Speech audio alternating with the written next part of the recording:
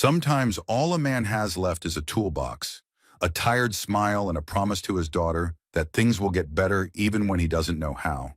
When a struggling single father walks into a small-town cafe hoping to wash dishes, he meets a woman who doesn't ask for a resume.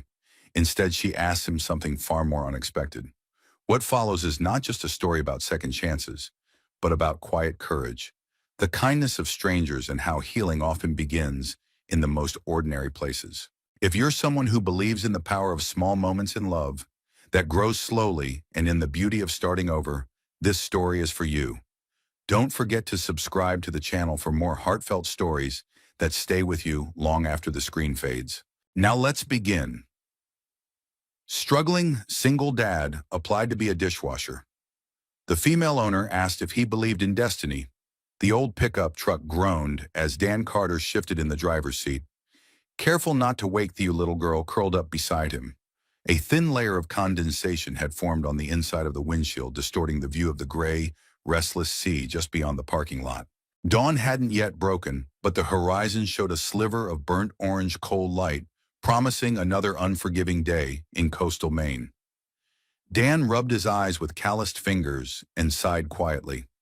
His back ached from another night spent in the driver's seat, his knees stiff and his heart heavier than either. He looked down at Maggie, her breath rising and falling under the threadbare fleece blanket she clutched like a lifeline. Her cheeks were flushed pink from the cold, but she didn't stir. Thank God for small mercies. He reached for the crumpled flyer he'd stuffed in the glove box the day before. The Driftwood Cafe, help wanted, dishwasher, prep, no experience necessary. No experience. He had more than enough life experience, just none that anyone wanted anymore. Dan stepped out of the truck, careful to shut the door quietly. The icy wind off the Atlantic sliced through his flannel jacket as he crossed the nearly empty street toward the modest wooden cafe that looked like it belonged in a postcard from a time that didn't exist anymore. Warm light glowed through its frosted windows. A chalkboard sign stood just outside the front door, the cursive letters slightly smudged by sea mist. Come in for warmth, stay for something more. He hesitated at the door, glancing back at the truck. Maggie would be fine for a few more minutes. She was used to waiting, too used to it. Inside, the scent of fresh bread and coffee wrapped around him like a worn quilt. The space was small but homey, wooden booths, mismatched chairs, a small counter lined with glass jars filled with cookies and biscotti. A few early morning customers sat nursing their mugs, reading local papers. One of them looked up, nodded politely. Dan returned the nod with a tight smile. Behind the counter, a woman with chestnut hair pulled into a loose bun moved with quiet precision. She was stirring something on the stovetop, the steam rising around her like a halo. She wore a dark green cardigan with the sleeves pushed up and a faded apron dusted with flour. Her face was younger than he expected, early 30s, maybe mid-30s, but her expression carried the calm focus of someone who'd weathered more storms than she let on. Dan cleared his throat. Excuse me, I'm here about the job.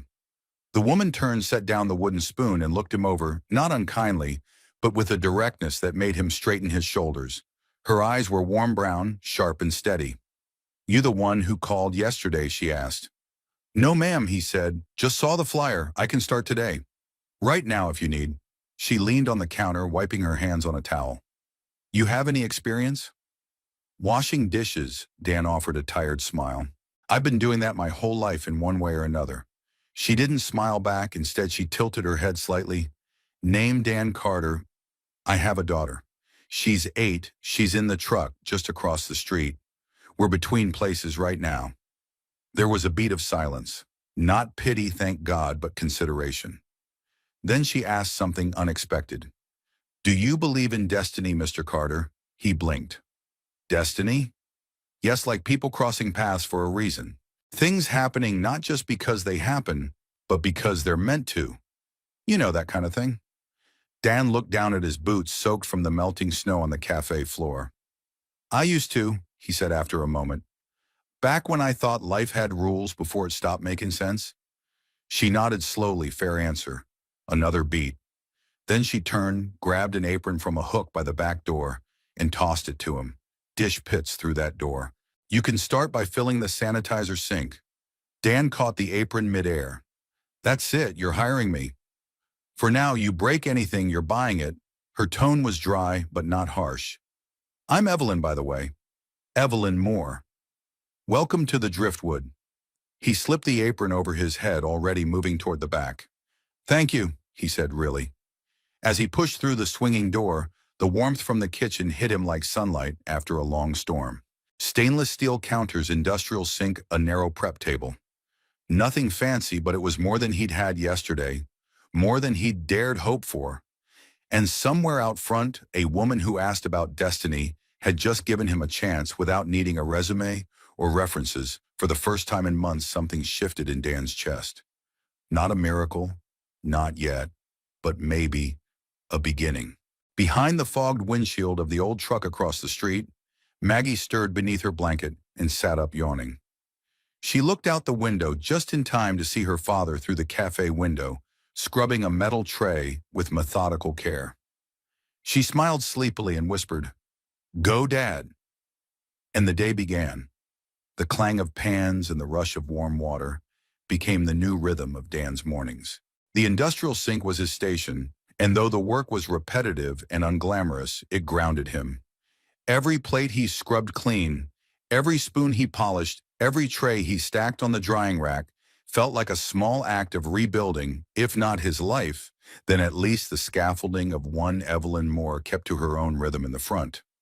She wasn't one for unnecessary chatter, which suited Dan just fine. She worked with quiet focus, prepping pastries and plating breakfast, with the calm of someone who had long ago made peace with early hours and aching feet. But every so often she would glance back toward the kitchen and catch Dan stealing a peek at the clock. She noticed it first on the third morning, expecting something. She called toward the kitchen window. Dan froze mid-scrub, sheepishly wiping a hand on his apron. "No, just checking the time. Maggie's still out in the truck. She's okay, though. Got her books and a sandwich." Evelyn stepped out from behind the counter, her brows drawing together just slightly. She walked to the front window and looked out across the narrow street. The old pickup sat with its windows slightly cracked and a paper bag propped on the dash. "No movement. You leave her there every morning?" she asked. Dan nodded, drying his hands on a towel. "Just while I work, I check on her during breaks." There was no judgment in Evelyn's voice, only a quiet decision. "Bring her in. There's a booth near the back. She can read color. Whatever, it's warmer than a truck seat." Dan hesitated. "I don't want to disrupt the customers. It's not a courtroom." "Dan, it's a cafe. People come here for coffee, comfort, and maybe a reminder that kindness still exists." He didn't know what to say to that. She nodded toward the door. "Go on." 10 minutes later, Maggie was sitting at a corner booth with a hot chocolate topped with whipped cream and a sprinkle of cinnamon. Her coat was draped on the seat beside her boots, slightly muddy, a pencil in hand. She was drawing something on the back of a placemat. Evelyn leaned in, curious. "It's a cafe," Maggie explained, "but in the backyard there's a garden with fairy lights and swings, and there's a big table where people eat cake and talk about happy stuff." Evelyn smiled. "Sounds like a place I'd like to visit." "It's your cafe," Maggie said matter-of-factly. "Never looking up, I'm just improving it." Dan, still in the kitchen, watched the exchange through the pass window. Something stirred in him, not quite jealousy, not quite hope. Just the strange sensation of seeing his daughter cared for by someone who didn't have to. The following days settled into a new rhythm. Evelyn started keeping a spare mug just for Maggie, and a small container of crayons appeared next to the napkin holder in her booth. Dan worked a little harder, stood a little straighter. He started arriving 10 minutes earlier, not because Evelyn had asked, but because it felt good to be somewhere he was needed. One afternoon, after the last lunch rush had trickled away, Dan lingered in the back, wiping down counters that had already been cleaned. Evelyn sat at the counter flipping through invoices, her glasses perched low on her nose. "You ever think about doing more than dishes?" she asked without looking up. Dan paused. "Like what?" "Prep work. Maybe some light cooking." "You've got good instincts. Noticed you rearranged the walk-in for efficiency. Most dishwashers wouldn't bother." He shrugged, a faint blush rising to his neck. "Old habits used to run a garage. Didn't matter how good your tools were if you couldn't find them. Evelyn looked up. Then you ran your own shop? Yeah, for a while, back in Pennsylvania. He didn't elaborate, and she didn't press. After a moment, she said, I'm not offering a promotion. Just more hours if you want 'em. The weekend cook's going part-time. Dan nodded. I appreciate it. Another silence. This one more comfortable? Then Evelyn added as casually as pouring sugar into a cup. You're doing good work, Dan, and not just with the dishes. He met her eyes. Something passed between them, an unspoken acknowledgement that healing didn't always come in grand gestures. Sometimes it arrived in the form of a child's laughter drifting from a back booth or a quiet thank you exchanged in the soft lull of an afternoon. That evening after closing time, Dan walked out to the truck and found Maggie already buckled in, clutching her drawing from earlier. She handed it to him. I drew you, Daddy. He unfolded the paper. It showed a man in an apron with a big smile standing behind a counter. Next to him was a woman with a ponytail and a warm face holding a tray of cookies. Above their heads were words written in a child's careful scrawl. The Driftwood Cafe, my dad's new home. Dan's throat tightened. He stared at the drawing for a long time, the paper trembling just slightly in his hands. As they drove away, the cafe lights dimming in the rearview mirror, Maggie asked, Do you think we'll stay here a long time? Dan didn't answer right away. He glanced at her, then back at the road. I don't know, honey, he said softly, but I hope so. And for the first time in a long while, he meant it. The storm hit in the early morning before the sun had a chance to rise. Wind screamed off the ocean like a living thing, slapping against the siding of the cafe and rattling the window panes. Inside, the soft glow of Edison bulbs swayed slightly above the counter, casting long, shifting shadows across the worn wooden floor. Dan arrived an hour early that day, soaked to the knees and gripping a toolbox he hadn't touched in over a year. The night before, Evelyn had mentioned in passing that the back room leaked when the wind blew in from the east. She hadn't asked for help, but Dan heard the worry under her breath, the way a mechanic hears an engine knock before it fails. He stood in the back doorway, now surveying the warped eaves and the small pool of water already forming in the corner near the fridge. The storm was just beginning, and he figured he had an hour or two if he was lucky before it got worse. With Maggie still sleeping in the truck wrapped in flannel and dreams, Dan got to work. By the time Evelyn arrived, hair windswept scarf trailing like a banner behind her, she found him on a stepladder, hammer in hand, mouth clamped around a nail like an old carpenter. She froze in the doorway, one brow arched, coffee in a to-go mug steaming in her hand. You planning to rebuild the whole cafe or just the part that leaks? Dan removed the nail, gave a quick grin and shrugged. Just making sure your fridge doesn't become a canoe. You could have waited for me, she said, though her voice lacked any real sharpness. You mentioned it, figured I'd fix it before it became a real problem. She stepped inside and glanced around the room, clean dry except for one stubborn puddle near the wall. The leak was patched, the eaves reinforced, and the wet insulation removed and stacked neatly by the trash bin. You always carry a toolbox around, she asked. Only when I want to impress the boss, he replied, climbing down. She almost smiled but caught herself. You hungry? He hesitated. I could eat. 10 minutes later, they sat across from each other at the back booth, Maggie's usual spot. The storm roared outside, but inside the cafe, it felt like a quiet pocket of warmth. Evelyn placed a plate of scrambled eggs and toast in front of Dan, then sipped her own coffee without looking up. You're not just a dishwasher, are you? She asked, eyes on the window. I used to be a lot of things, Dan said quietly. Mechanic, business owner, husband. The last word hung in the air like a feather before it fell. She got sick, Evelyn asked gently. Car accident, he replied. 3 years ago. One of those things where a drunk ran a red light and the rest of your life doesn't look the same. After Evelyn didn't speak for a while. Then she said, I lost someone too. Not to death, but to something just as final. Dan looked up. I built a restaurant in New York, she said, with someone I trusted. Loved, thought we were building a future together. Her lips twisted. Turned out he was building one without me. Took the investors, took the name, left me with the debt and the silence. Dan took a bite of toast, chewing slowly. That why you came back here? Evelyn nodded. This place was my grandmother's. She ran it for 30 years. It sat empty after she passed. I didn't have anything left in the city, so I came back. I thought maybe I could start over. They were quiet again, the kind of silence that wasn't awkward, but full of weight of shared damage and fragile rebuilding. Outside, a shutter flapped violently against the window frame. Dan set his plate down and stood. You want me to check the front? She nodded. Top right corner, always comes loose in the wind. Dan moved with purpose now, grabbing his jacket and stepping out into the whipping gusts. Through the window, Evelyn watched as he climbed up onto the short awning, bare hands gripping the cold metal, fighting the storm like it owed him something. By the time he came back inside, soaked and grinning, Maggie was wide awake in her booth, clapping her hands as if she just watched a superhero land. You're gonna catch pneumonia, Evelyn scolded, tossing him a towel. Worth it, Dan said, drying his hair. Didn't want your customers flying out the windows. You're assuming I'll have any left after this storm, she muttered. Dan paused. You will. This place is more than coffee and muffins. People come here for something real. They just don't know it yet. Evelyn blinked, caught off guard. Later that afternoon, once the wind had quieted and the sun broke through the clouds in fractured gold, Evelyn stepped out back to find Dan rinsing tools by the spigot. She walked up, hands in her cardigan pockets. You ever think about fixing more than leaks and shutters? She asked. Dan raised an eyebrow. Like what? She nodded toward the back garden. That mess out there, I want to turn it into a sitting area.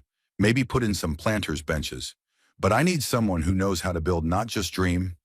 Dan followed her gaze. The backyard was overgrown, half-paved, and scattered with rusted garden chairs and chipped flower pots. But in the golden light, it looked like potential. I could take a look, he said. Draw up something. Just ideas for now. Evelyn smiled, but it didn't quite reach her eyes. Let's start with that, he nodded. And just like that, Dan was no longer just the dishwasher who showed up in the rain.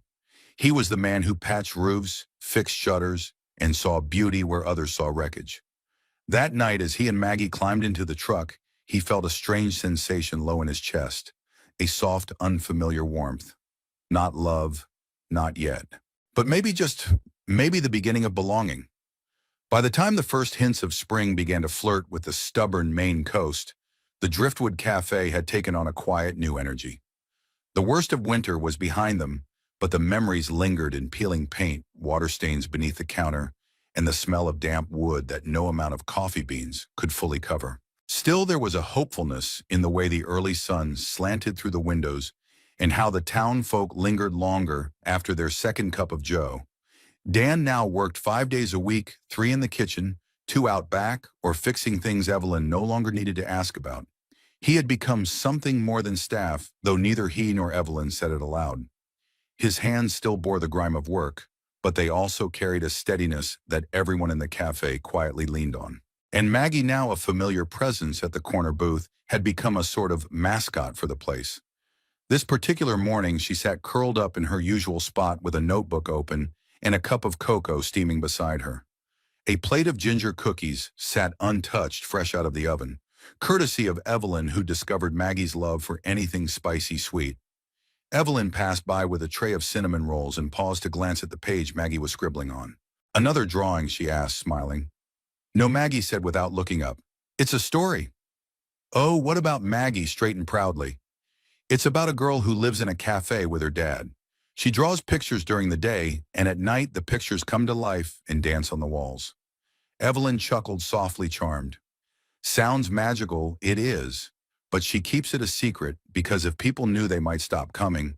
That last line caught Evelyn by surprise. She crouched down beside the booth, her smile fading into something more tender. Why would they stop coming, sweetie? Maggie shrugged. People get scared of things they don't understand. Evelyn blinked at that. The girl was 8, but sometimes it was like she'd lived 2 lifetimes already. Dan emerged from the kitchen just then, wiping his hands on a towel. Mag's giving away the plot already, he asked. She's writing stories now? Evelyn said, standing. Of course she is. Dan gave his daughter a wink. She's got more imagination than the rest of us, combined. Maggie beamed. A few minutes later, with the morning rush winding down, Dan approached Evelyn as she restocked the display case with lemon bars and almond biscotti. Hey, he said, clearing his throat. I was wondering, I found a couple of old garden benches behind the shed. They're busted up, but I could probably sand them down, repaint them. Would make for decent seating out back. Evelyn glanced up. I thought we were still in the idea phase. Dan shrugged. Thought I'd move the ideas along. She gave a soft smile. Go for it. There was a pause, comfortable in its familiarity. Then Evelyn added, Dan, you know you're doing more than fixing wooden pipes around here, right? He looked at her, unsure how to respond. You're building something, she continued. Not just for me, for her, for yourself. Dan let the words settle before nodding. It feels good, he admitted. Like I've stopped holding my breath for the first time in a long while. That afternoon, after the cafe closed early for a supply run, Maggie lingered behind. Evelyn offered to watch her for an hour, while Dan ran to the hardware store. The girl was quiet at first, flipping through a book as Evelyn took inventory behind the counter. Eventually, Maggie wandered over and tugged gently at Evelyn's sleeve. Can I ask you something? Of course, Maggie hesitated. Do you miss your mom? Evelyn's hand froze over a clipboard.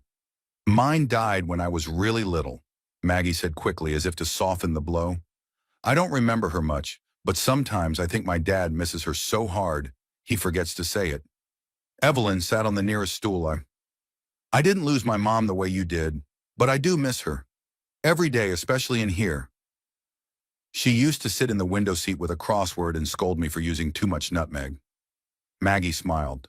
You do use a lot of nutmeg. Exactly, Evelyn said, smiling back. Maybe it's my way of keeping her around. Maggie climbed onto the stool beside her. I think when you love someone, they're always kind of here. Even when they're gone, Evelyn reached for the girl's hand and held it gently. You're a wise little soul. Maggie Carter. The bell above the door jingled and Dan stepped in, holding a bag of garden tools and a roll of wire fencing. He paused at the sight of his daughter sitting beside Evelyn. Both of them bathed in the soft golden hue of the afternoon light, their hands still loosely clasped. He didn't say anything at first, just set the bag down and watched. There was something fragile and beautiful about that moment, something he didn't want to disturb. Later that night, after they'd parked the truck by the beach and Maggie had fallen asleep in the back under her quilt, Dan stayed up a little longer, sketching on a notepad Evelyn had given him. He drew out plans for the garden seating area, but his mind wasn't entirely on measurements or wood grain. He kept thinking about the way Evelyn had looked at Maggie, the way she'd spoken to her, not like a stand-in for her mother, not like a customer's kid, but like someone who truly mattered, someone she saw. The wind had died down and the stars blinked overhead, faint but insistent. Dan leaned back in the driver's seat, exhaled and looked toward the cafe down the road, its lights long since dimmed. There were still things he didn't know how to name, feelings he wasn't ready to untangle. But the ache in his chest was beginning to feel less like grief and more like something growing. He closed his notebook and whispered almost to himself, maybe we're not so lost after all. The week started with promise, brighter mornings, stronger coffee, and customers who lingered a little longer. At the window tables, Dan had finally finished sanding and painting two of the benches from the overgrown lot behind the cafe, and Maggie had begun decorating laminated table signs with hand-drawn flowers and cartoon muffins. Evelyn, though still guarded in her usual calm, had been humming under her breath during morning prep. A small sign of joy, almost imperceptible unless you were watching closely. Dan noticed the Driftwood Cafe felt alive again. But by Thursday, the spell broke. It started with Evelyn standing motionless behind the counter, her brows furrowed as she scrolled through her phone. Dan had just come in through the back with a bucket of garden tools when he spotted her. He was about to call out, but something in her posture made him pause. The stillness, the tension in her jaw. She turned the screen toward him, a glowing red badge on the cafe's online review profile. 1 star, Dan read the accompanying review aloud. Overpriced for what it is. Staff is inattentive. Found a hair in my scone. Won't be coming back. He glanced up. That's not true. Evelyn didn't respond. Her lips were pressed in a tight line, and her shoulders had gone rigid. He stepped closer. Who was it? Do you recognize the name? She shook her head. Just a first name and a blurry profile photo, could be anyone. But that doesn't matter, people see the stars. Not the details. Dan hated how calm her voice sounded. It was the kind of calm that came just before something cracked. Later that morning, the usual Thursday crowd thinned. The couple from the bookstore down the road didn't show. The three older ladies who played dominoes at the back booth didn't show. Even the young woman who worked across the street and always came in for a chai latte and Wi-Fi sat outside in her car for a few minutes before pulling away. By noon, the cafe was nearly empty. Evelyn didn't say anything. She kept moving, wiping counters that didn't need cleaning, rechecking inventory, restacking muffins and trays no one was touching. Dan tried to keep the energy up, making light jokes with Maggie tidying the garden seating area, even offering to run a lunch delivery to the hardware store. But the air was different now. Stagnant, disappointed. It was mid-afternoon when the final blow landed.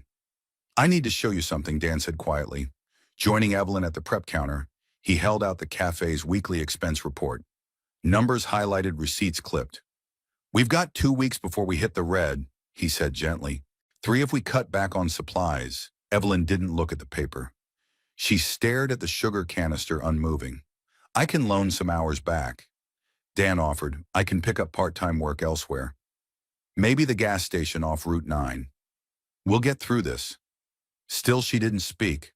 Then suddenly she turned and walked briskly toward the office door at the back of the cafe, disappearing inside. The door clicked shut behind her. Dan waited. A minute. 2. Then he heard it, the unmistakable sound of a quiet sob, muffled by a hand, or maybe a sleeve. It wasn't loud, but it was sharp, raw.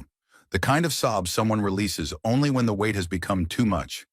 He stood there for a moment, frozen. This was her sanctuary, her escape from a past that had stolen everything. And now here it was again, taking from her, with the cruelty of anonymity and algorithms. He knocked softly on the door. No answer. He opened it anyway. Evelyn was sitting on the floor beside the filing cabinet, legs pulled to her chest, forehead resting on her knees. When she looked up, her face was red, eyes glassy but dry. "I'm sorry," she said hoarsely. "I didn't mean for you to hear that." Dan didn't say anything right away.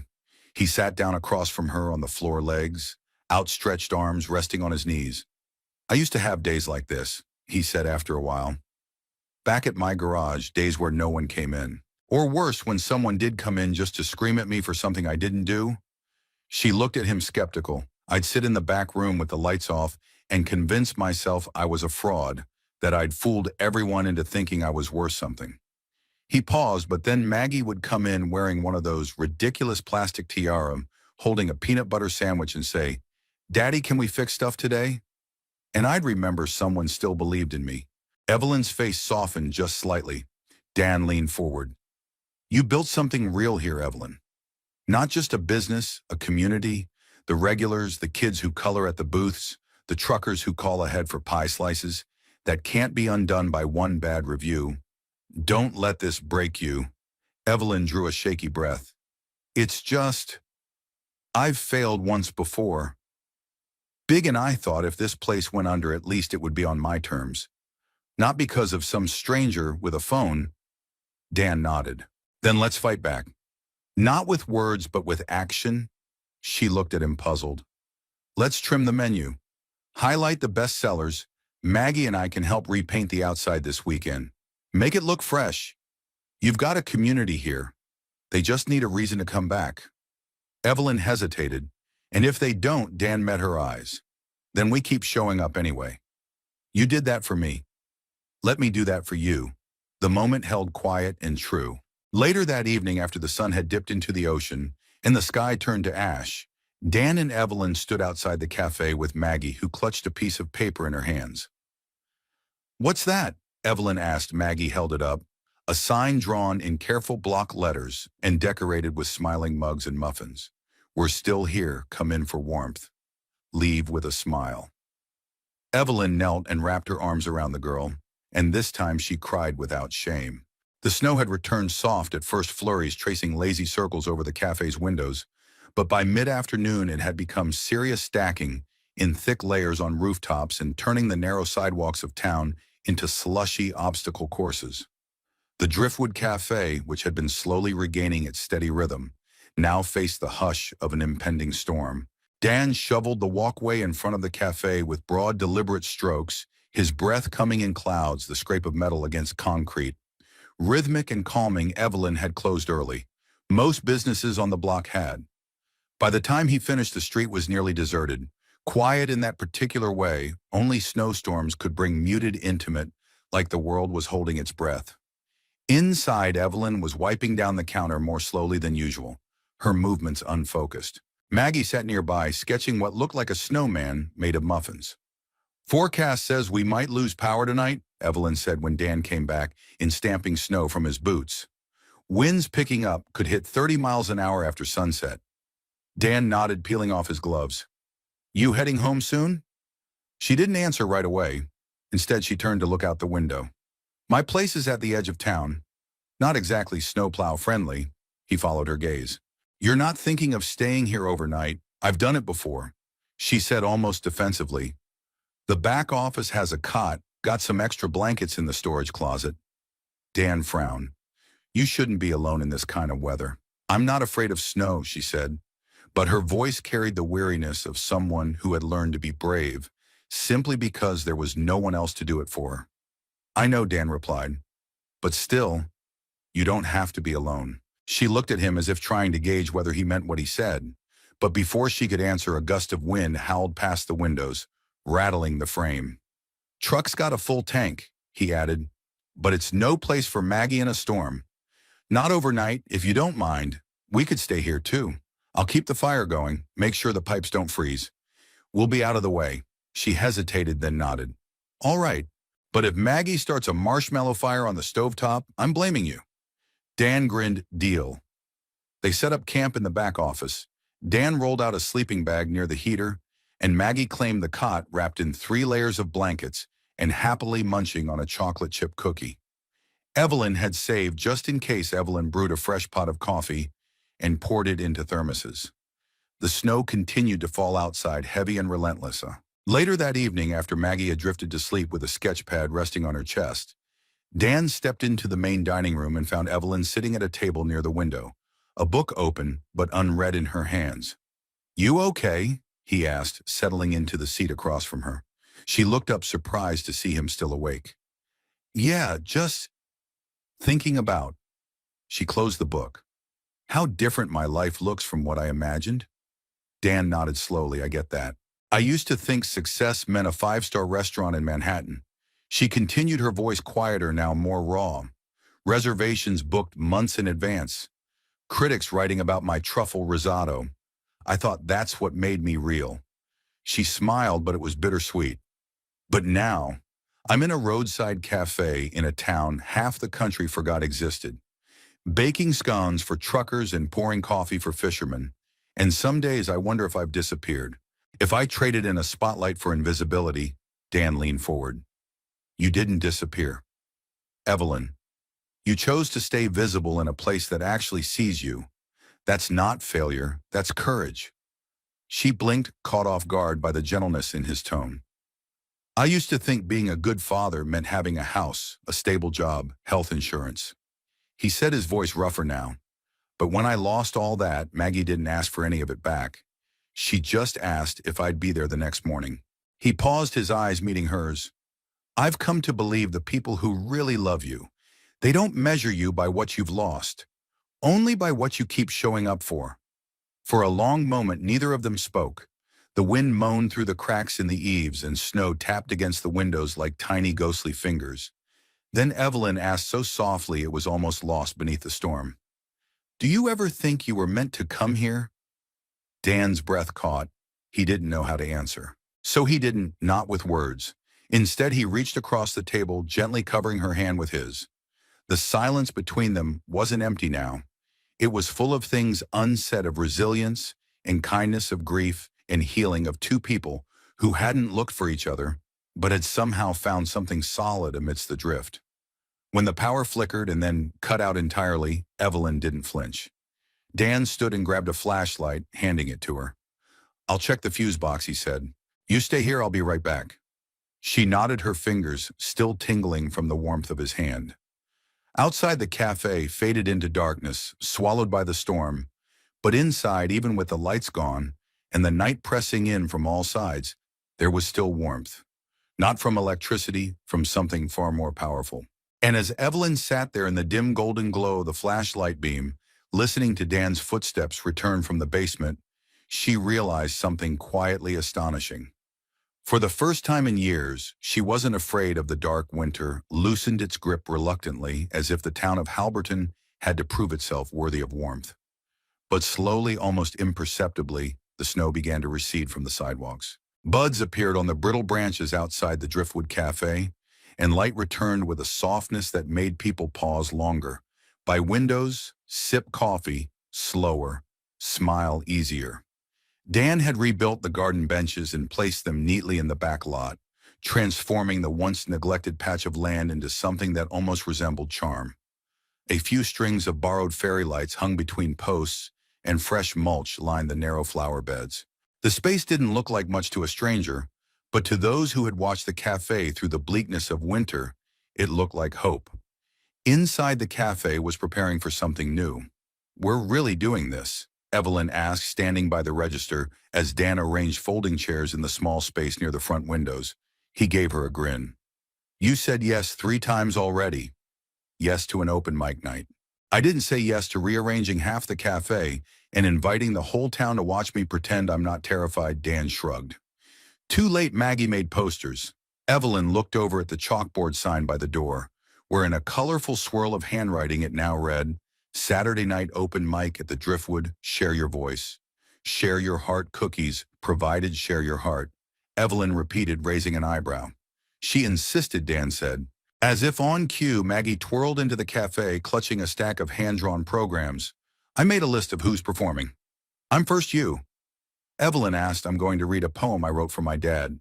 Dan choked slightly on his coffee. "Wait, you are?" Maggie nodded proudly. "It's a surprise, though. You can't see it until I'm on stage." Saturday arrived with a soft breeze and the scent of thawing earth. As evening fell, the cafe filled slowly. Regulars took their usual seats. Families pulled chairs closer together. Teenagers hovered near the cookie trays. Fairy lights flickered. Music played low from the speaker in the corner. And for once, the cafe felt like something larger than just a business. It felt like a community. Dan stood at the back, wiping his hands on his jeans as he scanned the crowd. Evelyn was by the espresso machine composed on the outside, but he could tell she was buzzing underneath. This was a leap for her, opening the doors, not just for business, but for connection. "Ready?" he asked quietly as he stepped beside her. "Not even a little good." "That means you care." She exhaled, gave him a glance that was half annoyance, half gratitude. "Go sit, it's starting." Maggie was first. She stood on a small platform with her sneakers barely reaching the edge, and clutched her notebook like it held her whole soul. The room hushed. "My poem," she said, her voice steady but soft, "is called The Man Who Never Quit." Dan leaned forward instinctively. Maggie began to read, each word clear and full of unguarded truth. "He fixes more than broken things, like wobbly chairs and garden swings. He fixes days that feel too long, with quiet work and being strong." A few in the audience exchanged gentle smiles. "He holds me close when nights are cold, tells stories I've already told. He makes me laugh when I feel small. He's the bravest man of all." Dan felt his throat tighten. "He doesn't wear a hero's cape or have a fancy house or lake. But he's my home, my solid ground. The best dad that I've ever found." The room was completely still. Maggie closed her notebook. "Thank you." Thunderous applause followed. Not just polite, but real moved. Maggie ran into Dan's arms as soon as she stepped down, and he lifted her, easily pressing a kiss to her hair. "I love you, kiddo," he whispered, eyes wet. "I know," she whispered back. Evelyn stepped onto the stage next, a little stiff, a little flushed. She cleared her throat. "I don't have a poem," she began, "but I do have a few things to say." The room quieted again. "When I reopened this cafe, I told myself I was doing it for the business, to pay off debts, to reclaim something I lost. But over the past few months, I've realized it's more than that." Her voice trembled slightly, but she held firm. "It's become a place where people come to feel seen, where kids draw on placemats, where cookies fix heartbreaks, where strangers leave a little less alone than they arrived." She looked at Dan then, "And I didn't build that alone." Dan met her eyes, something unspoken passing between them, a shared acknowledgement of what they'd both been through to stand here now. After the applause, music resumed. People mingled, and laughter returned to the walls. Dan stepped outside for some air, only to find Evelyn joining him moments later. "You did good in there," he said. "You mean I didn't faint?" "That too." They stood side by side, the night quiet but full. The garden lights behind them glowed. The breeze smelled of earth and early blossoms. Evelyn turned to him, voice lower now. "You know, I used to think if I ever fell for someone again, it'd be fast, fireworks, chaos, something out of a movie. And now I think it might feel like this, slow, steady. A man fixing shutters in a snowstorm, teaching his daughter how to plant tulips. Showing up when no one asked." Dan's voice was quiet. "That sounds a lot like love." Evelyn didn't reply. She didn't need to. Instead, she reached for his hand, and he took it, no hesitation. In the distance inside the warm walls of the cafe, Maggie laughed. And just like that spring truly began, May arrived with a false promise of peace. For weeks, the weather had held steady sunlight, thick with golden warmth. The garden benches behind the Driftwood Cafe finally hosting quiet conversations over pie and lemonade.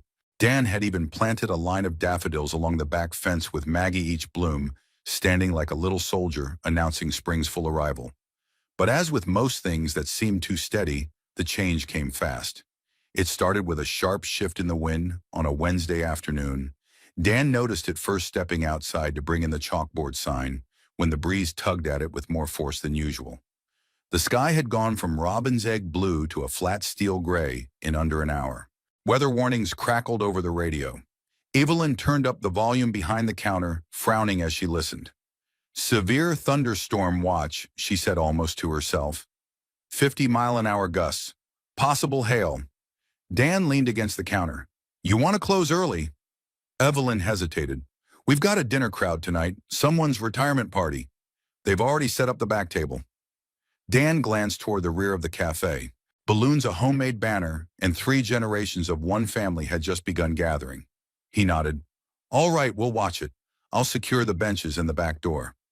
As the evening wore on, the wind escalated. It howled like something feral around the corners of the building, slamming against the windows in angry bursts. The party carried on, though more subdued than planned. Cake slices passed a little quicker. Conversations lowered beneath the distant rumble of approaching thunder. Dan checked the roofline 3 times, climbed onto the porch to tighten down the awning, and moved Evelyn's herb planters inside. He double-bolted the back entrance. But by the time the final guests said their goodbyes, lightning had begun to split the sky with terrifying regularity. "Go home, Dan," Evelyn said, wiping sweat from her brow. "Take Maggie, I'll lock up." Dan shook his head. "I'll wait it out here. Truck's not safe in this kind of wind, and Maggie's already asleep in the back. I can manage. I'm not worried about the cafe," he said gently. "I'm worried about you." Evelyn looked at him for a long moment. The truth sat between them, wordless but known. The storm hit full force just after midnight. A deafening crack split the air, followed by a thunderous crash. Dan jumped from the cot in the back, heart in his throat. Evelyn, already half-dressed in her cardigan, met him in the hallway. "The porch," she said breathlessly. "It's gone." They raced through the front door and stopped cold. Where there had once been the small covered porch with its handmade sign and flower boxes, now only debris. The awning had collapsed, shards of wood scattered across the sidewalk. One of the window panes had cracked. A section of the roof had peeled upward like a flipped page in a forgotten book. Evelyn covered her mouth. Dan stepped forward, barefoot, standing ankle-deep in wind-blown leaves and splinters. He turned back toward her. "You okay?" She nodded, but her eyes shimmered. "It's not the damage," she whispered. "It's the feeling." "What feeling?" "Like I've seen this before." The moment something starts to grow, something always tears it apart.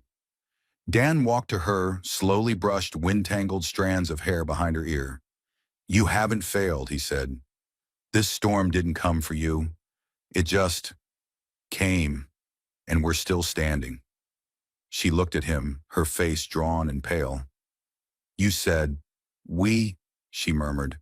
Dan gave a tired smile. "We rebuilt the garden, we fixed the roof, we made it through winter. So yeah." We a beat passed, and then she collapsed against him. Not from weakness, but from relief. from the weight of too many years holding everything up on her own. Dan wrapped his arms around her, steady and warm, grounding her like an anchor in wind-tossed seas. By dawn, the wind had stilled. The world outside was sodden and broken in places, but calm. Maggie helped collect the scattered flower boxes, carrying them one by one to the back. Dan assessed the structural damage while Evelyn called the insurance adjuster. Word spread quickly. By mid-morning, townsfolk began arriving with toolboxes, nails boards. The bookstore owner brought a thermos of hot cider. Two brothers from the hardware store offered extra shingles. A retired contractor Evelyn had served every Thursday brought a saw and a truckload of good intentions. No one asked questions. No one asked for payment. They just showed up. Dan stood back and watched as strangers became a crew, then a community. Evelyn moved among them like a conductor, grateful, directing, stunned by the generosity. "You started something here," Dan said quietly, stepping up beside her. She shook her head. "We did." That night the porch was still gone, but its foundation was solid again. The windows were boarded temporarily, the lights inside flickering with candle glow and backup battery packs. The cafe stayed open, if only for tea and quiet conversation. Dan sat at the corner booth, sipping from a chipped mug, watching Maggie draw a new picture of the driftwood, this time with stronger walls, brighter skies. Evelyn approached him, weary but smiling. "I'm tired," she admitted. "You've earned it." She tilted her head. "Why do you stay, Dan? You never ask for anything. You fix, you build, you show up. But you never ask." Dan looked into his mug, then at her. "Because somewhere along the way he said this became home. And I don't walk away from home, not anymore." Evelyn didn't reply.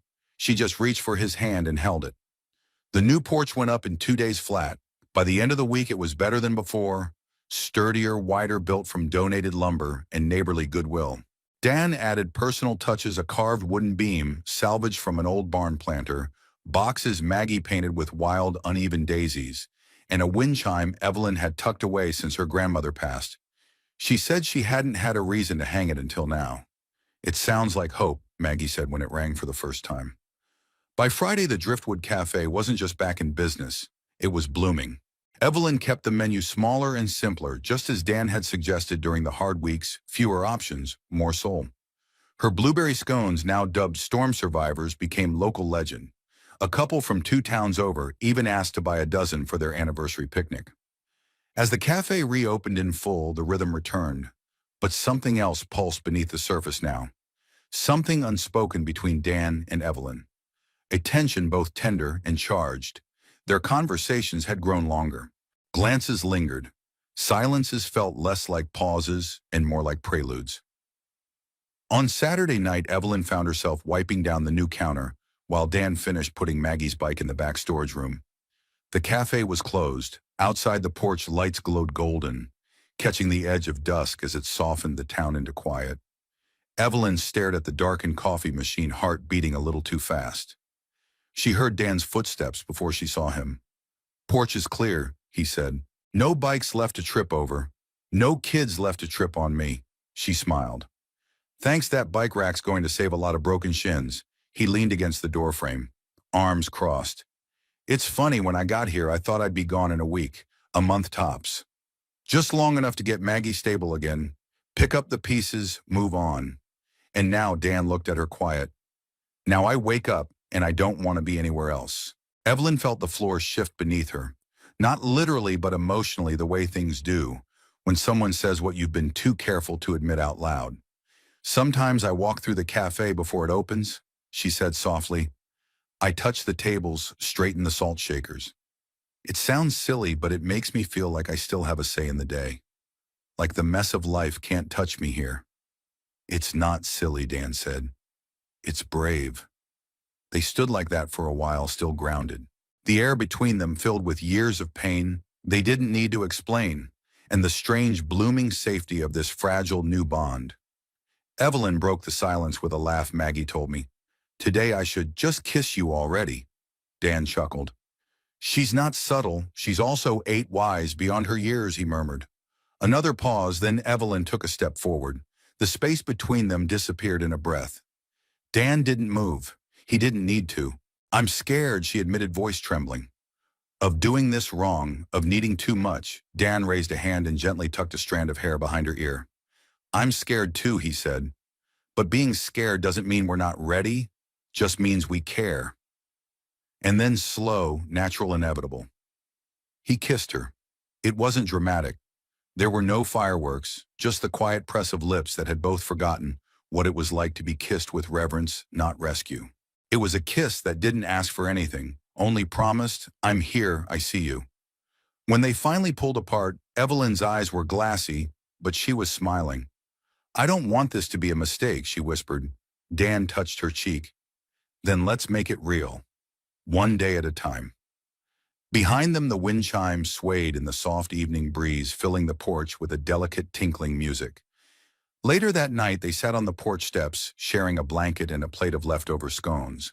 Maggie slept inside, curled up on the cushioned bench with a half-finished comic book in her lap.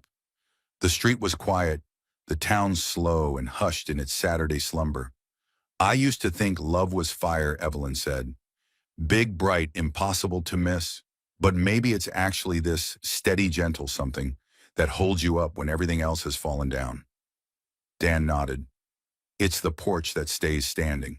They watched the stars come out one by one in a sky scrubbed clean by recent storms, and in the soft peace of that moment, neither of them needed to say anything more. The silence between them was full. Sunday mornings at the Driftwood Cafe had a special kind of rhythm, slower, more reflective. The regulars came in later, sometimes with newspapers, sometimes with grandkids in tow. The smell of cinnamon rolls lingered longer in the air, and no one seemed to mind waiting a little extra for their coffee. That morning, Maggie was unusually quiet. She sat at her usual booth with her colored pencils and a large sheet of white cardstock Evelyn had given her from the office supply drawer. Her brow was furrowed, her tongue peeking from the corner of her mouth in concentration. Dan noticed it as he poured sugar into the large dispenser. Working on a masterpiece, he asked. Maggie didn't look up. It's for the art contest at school. Mrs. Hart said the theme is, someone who inspires you. Dan leaned closer. You drawing me wearing a superhero cape? Maggie rolled her eyes but grinned. Maybe he ruffled her hair and went back behind the counter where Evelyn was wiping down the espresso machine with quiet focus. Their routine had become something unspoken. Dan managed mornings, Evelyn took over midday, and Maggie bounced between them like a comet tethered to two small planets. By noon, the cafe was full. The garden tables outside shimmered under soft, spring light, and laughter floated in through the open windows. Maggie finished her drawing and slipped into the back office, asking Evelyn if she could keep it there until she turned it in. You don't want to show your dad? Evelyn asked, not yet. I want it to be a surprise. Evelyn gave a conspiratorial nod. We'll keep it safe. That afternoon, after the lunch crowd faded, Evelyn stood in the back hallway, staring at the drawing Maggie had pinned to the bulletin board. It was simple colored pencil, bold strokes, and the unmistakable perspective of a child. But it was powerful in its honesty. The image showed the cafe's new porch. Standing at the center was Dan holding a hammer in one hand and a cup of coffee in the other. Beside him, Evelyn stood with her apron tied crookedly, smiling. In the foreground, Maggie sat cross-legged, drawing above them, written in Maggie's careful handwriting, My dad and Ms. Evelyn. They fix things. Evelyn's throat tightened. She stood there for a long time, one hand resting lightly on the edge of the bulletin board, as if anchoring herself. It wasn't just a drawing, it was a snapshot of something real. Something earned. Dan found her there a few minutes later. You okay, he asked, stepping softly into the space. She nodded, blinking quickly. She sees us. The way we really are. Dan looked at the drawing, then back at Evelyn. She always has. The next day, Evelyn called a friend who worked at the local printer. By the end of the week, a framed copy of Maggie's drawing hung proudly on the cafe wall, just to the left of the register, where everyone could see it. Customers paused to study it. Some smiled. Some grew quiet. A few even asked if they could leave a sticky note beneath it, with their own message. Gratitude, encouragement, or simply the words, thank you. Dan caught Evelyn watching the wall one slow afternoon. She was standing there with a dish towel in hand, unmoving, just staring at the cluster of handwritten notes that had appeared beneath the drawing. You've built something more than a business, he said, his voice low. You know that, right? She turned to look at him. No, we built it. He smiled. That evening, a light rain tapped against the cafe windows. Maggie was curled up in the reading nook, asleep with a library book resting on her chest. Evelyn and Dan sat at one of the front tables. The lights dimmed, the doors locked. You ever think we got lucky? She asked suddenly. Dan sipped his tea. I think we worked hard. I think we kept showing up, and yeah, maybe luck played its part. She studied him across the table. Sometimes I forget what life felt like before all this. Before the cafe became a place where I stopped pretending I was fine. He reached across and took her hand. You don't have to pretend anymore. The words settled between them, soft as the rain, solid as the table they leaned against. Then Evelyn looked toward the drawing on the wall again. Do you think Maggie really sees us as people who fix things? Dan tilted his head. Maybe she sees us as people who don't give up. That's more important. Evelyn didn't answer right away. Then she stood, walked to the wall, and beneath Maggie's drawing, she added her own sticky note, plain, written in her graceful handwriting. We're still learning how. And that's okay. Dan joined her there, standing beside her in the golden hush of the cafe's closing hour. They didn't need to speak. Outside, the rain softened to mist, and the porch lights flickered gently. Inside, surrounded by pictures, notes, and the scent of cinnamon and fresh hope, they stood together. Not perfect, not finished, but very much whole. The Halberton Spring Fair arrived with the first true warmth of the season. Sunlight bold and unfiltered music floating from loudspeakers strung across Main Street, and booths blooming like wildflowers along every sidewalk. The Driftwood Cafe closed early that Saturday, not for lack of business, but because Evelyn had finally allowed Dan to convince her they belonged among the crowd. Not just behind their counter, Maggie had been rehearsing her part in the school's poetry showcase for weeks. She was slated to perform mid-afternoon right after the mayor's dog walking contest and just before the community bake-off judging.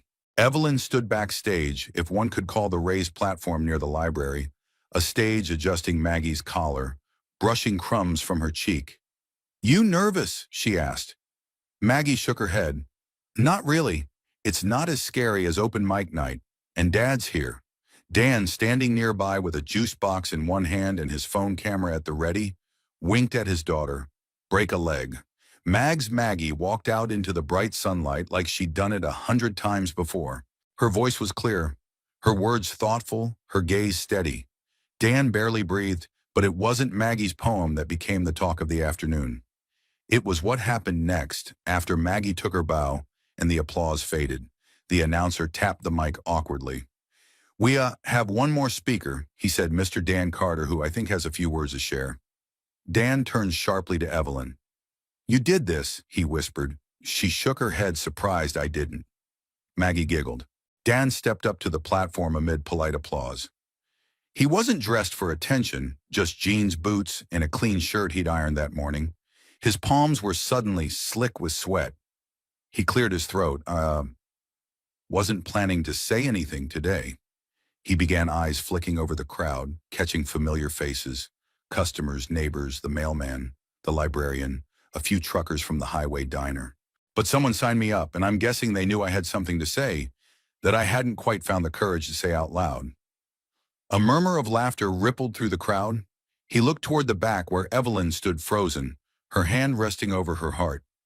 I came to Halberton a few months ago with nothing but a daughter, a truck that stalled every other day, and a toolbox I hadn't touched since my life fell apart.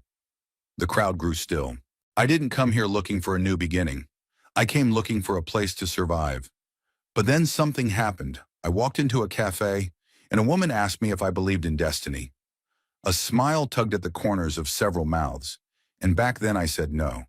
Because how could I? Everything I believed in had been taken from me. My wife, my work, my pride. He paused, voice thickening. But since then, I've watched my daughter laugh again. I've watched her draw and sing and talk about the future, like it's something we get to choose again. And I've worked alongside a woman who's stronger than she knows, who rebuilt her life with her bare hands and gave me without ever saying it out loud. A reason to believe that maybe I didn't come here by accident, He looked directly at Evelyn now. I don't know if I believe in destiny, but I believe in you. The crowd held its collective breath. I believe in the way you keep going. When you're tired, I believe in the way you care for this town. I believe in the way you've made a home, not just for yourself, but for everyone who's ever walked into that cafe and left feeling a little more whole. He stepped away from the microphone, chest heaving. A single clap sounded, then another. Then the entire square erupted into applause. Evelyn pressed a hand to her mouth, tears blurring her vision. When Dan stepped off the platform, she met him halfway. "You idiot," she whispered, tears running down her cheeks. "I know," he said softly, "but I couldn't keep it in anymore." She pulled him into a kiss, not shy, not uncertain, but full of all the things they'd been holding inside. The crowd burst into cheers, whistles, and the sound of someone shaking a tambourine. Later that evening, back at the cafe, the three of them sat on the new porch steps as dusk settled in. Maggie sipped a root beer float and kicked her legs lazily. "You didn't tell me you were going to say all that," she said to her dad. "I didn't know I was going to."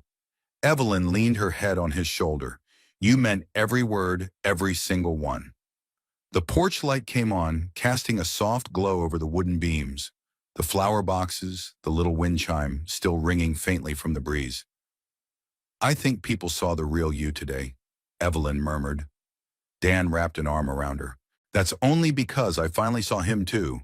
And for the first time, his voice didn't carry the weight of doubt. Just truth." Summer arrived quietly in Halberton, not with fanfare or fireworks, but with long days that smelled of honeysuckle and fresh soil, and nights lit by fireflies over the back garden of the Driftwood Cafe. The porch, now a familiar fixture of the neighborhood, had become more than an entryway. It was a place where old men played checkers after breakfast, where teenagers sat awkwardly during first dates with iced coffees, where parents rocked strollers back and forth while sipping their morning brews. Dan stood at the counter one Saturday morning, adjusting the coffee grinder with a familiarity that no longer surprised him. The cafe bustled. Evelyn moved behind him, with the same quiet grace she always had, her hand brushing his every now and then in that subtle, steady rhythm they'd fallen into. Maggie Freshly, 9, sat near the register, with her latest sketchbook, flipping pages, looking proud. "I think I want to turn some of my drawings into cards," she announced. "Cards?" Evelyn asked, raising an eyebrow. "For the customers, like thank you cards, or ones that say, 'You're doing your best.' Our people should get more of those."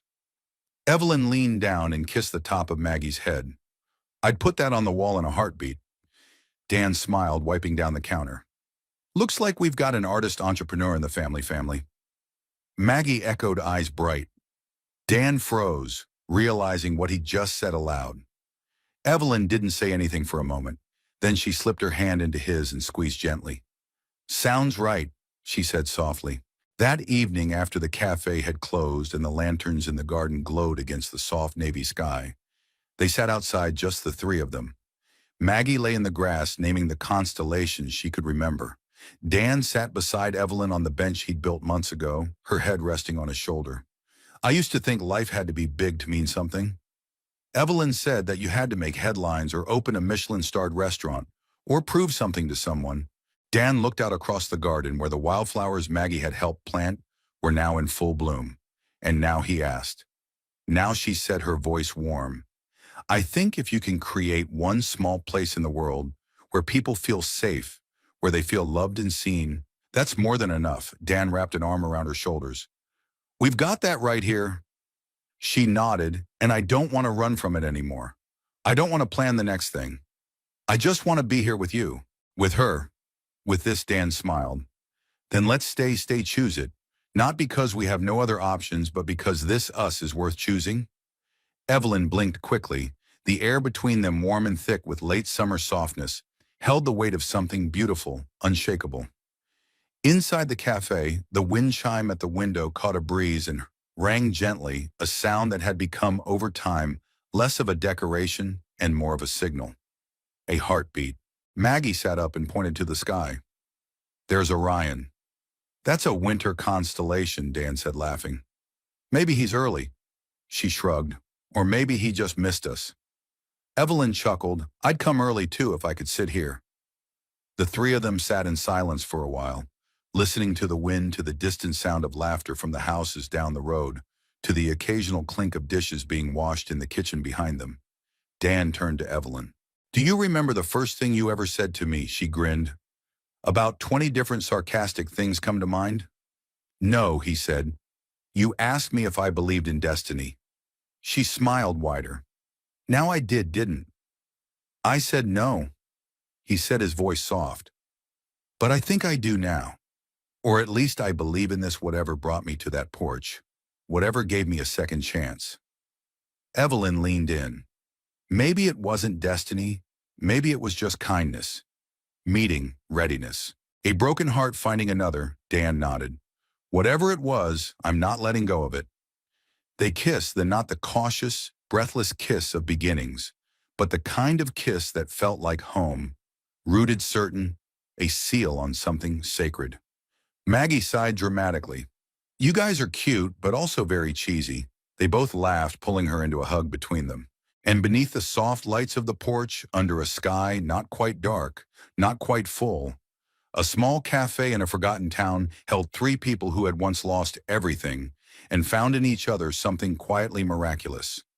Not a fairy tale, but a life chosen, shared, enduring, and enough. Where in the world are you watching from?